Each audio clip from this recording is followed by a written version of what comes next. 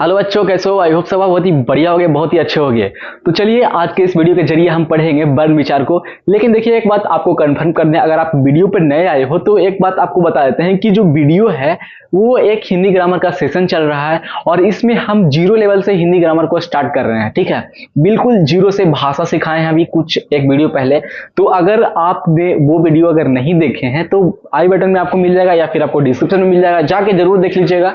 और देखिए एक बात और, अगर आप चाहते हैं कि जितने सारा और वीडियो आए तो उसका नोटिफिकेशन आपको मिले तो चैनल को सब्सक्राइब कर लीजिएगा और वीडियो को भी लाइक कर लीजिएगा।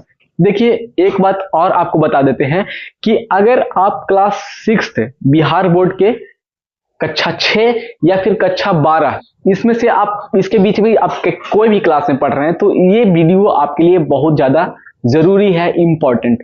ठीक है, क्योंकि हम जीरो लेवल से हिंदी ग्रामर को सेशन शुरू किए हैं और इसमें आपको हर टॉपिक्स पढ़ाया जाएगा बिल्कुल फ्री में। तो बस आपसे बस यही रिक्वेस्ट है कि चैनल को सब्सक्राइब कर लीजिएगा और आपको जो वीडियो है अगर बढ़िया लगता है, नॉलेजफुल लगता है तो वीडियो को लाइक कर दीजिए। ठीक है, इस वीडियो में हम पढ़ने वाले हैं वर्ण विचार। कहते किसको है वर्ण विचार क्या?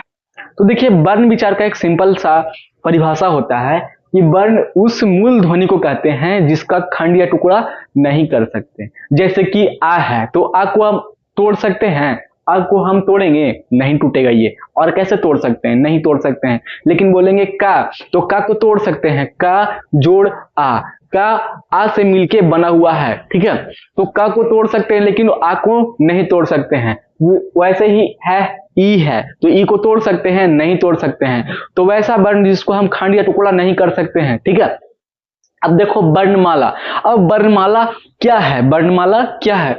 तो वर्णों के समूह को ही क्या कहते हैं? वर्णमाला कहते हैं। वर्णों को जो समूह होता है जितने सारे, जैसे कि आ ई, जो भी आप लोग पढ़े होंगे बचपन में, ये सब मिलजुल कर क ख ग घ सब मिलजुल कर एक माला बना देता है, उसे ही वर्णमाला कहते हैं। ठीक है, और वर्णमाला के जो जितने सारे उसमें वर्ण रहते हैं उसके संख्या टोटल कितना है? 52 है। ठीक है, उसका टोटल संख्या कितना है? 42 है। ठीक है, चलिए अब देखिए जो वर्ण है, वर्ण को मुख्य रूप से दो भाग में बांटा गया है। वर्ण को कितना भाग में बांटा गया है? दो भाग में। अब ये दोनों भाग कौन कौन है? ठीक है, देखिए पहला भाग क्या है? पहला है स्वर वर्ण और दूसरा है व्यंजन वर्ण। पहला क्या है? स्वर वर्ण और दूसरा है व्यंजन वर्ण। अब स्वर वर्ण किसको कहते हैं? तो स्वर वर्ण, स्वर वर्ण का परिभाषा क्या होता है कि स्वर वर्ण मतलब कि वैसा वर्ण जिसका हम किसी अन्य वर्ण के सहायता से हम उसको बोल सकते हैं। जैसे कि अगर हम बोले आ, तो आ में कोई और वर्ण आके इसमें मिला था? नहीं मिला था, इसलिए तो इसको खंड नहीं कर सकते, हम इसको टुकड़ा नहीं कर सकते।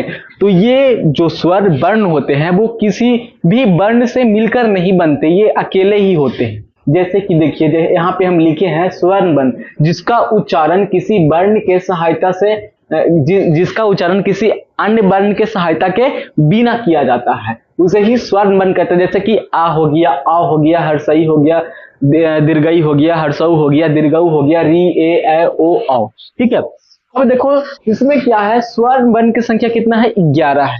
अब जैसे कि आ हर्षई दीर्घई, हर्षऊ दीर्घऊ, री ए ओ औ, इसको गिनेंगे तो कितना होगा? 11 संख्या होगा। अब देखिए इसमें क्या है, दो गो लास्ट में हम बोलते हैं अन और आ। ठीक है, जिसको अनुस्वार भी बोलते हैं और इसको विसर्ग बोलते हैं।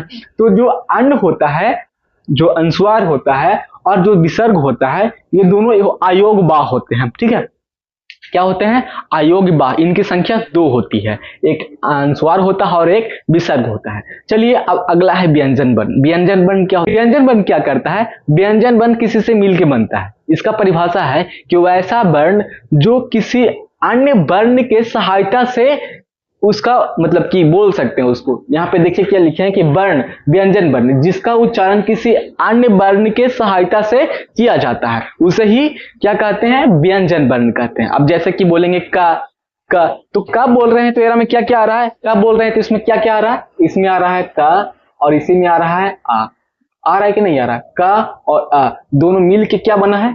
का और आ मिल के बना का।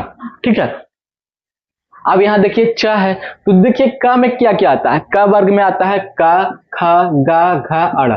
च वर्ग में क्या क्या आता है? छ, छ, ज, झ, य। ट वर्ग में ट, ठ, ड, ढ, और टवर्गीना। अब इसको टवर्गीना काहे बोलते हैं वो आपको यही सेशन में पता चल जाएगा। ई वीडियो में हो सकता है कि अगर ज्यादा लंबा वीडियो खिंचा जाए तो आपको ना बताएं, अगले वीडियो में बता देंगे, ठीक है।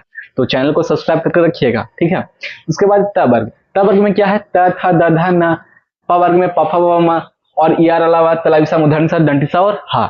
ये सब क्या हो जाते हैं, ये सब हो जाते हैं व्यंजन वर्ण। क्या हो जाते हैं, व्यंजन वर्ण। अब देखिए आगे क्या है, या रा ला व तलाविसा मूर्धन्य सा और दंती सा। यहाँ पे हम लिखे हा, हा तक तो लिख दिए। अब आप बोलिएगा सर हा तक आप बोले छात्रज्ञ, ठीक है, छात्रज्ञ ये कहाँ गया, तो देखिए यहाँ पे है छात्र और ज्ञ और एक और होता है स्र। क्या होता है, स्र। ये चार होते हैं जो संयुक्त व्यंजन कहलाते हैं। क्या कहलाते हैं, संयुक्त व्यंजन कहलाते हैं। अब संयुक्त व्यंजन किसको कहते हैं, वैसा व्यंजन जो व्यंजन वर्ण के दो व्यंजन वर्ण के मेल से बना हुआ। अब जैसे कि छ है, छ है तो ये भी दो व्यंजन वर्ण के मेल से बना हुआ है। त्र है तो ये भी दो व्यंजन वर्ण के मेल से बना, और स्र है तो ये भी दो व्यंजन वर्ण के मेल से बना हुआ है, ठीक है। तो आई होप कि आपको जो आज वर्ण हम पढ़ाएं वो आपको समझ में आ गया होगा।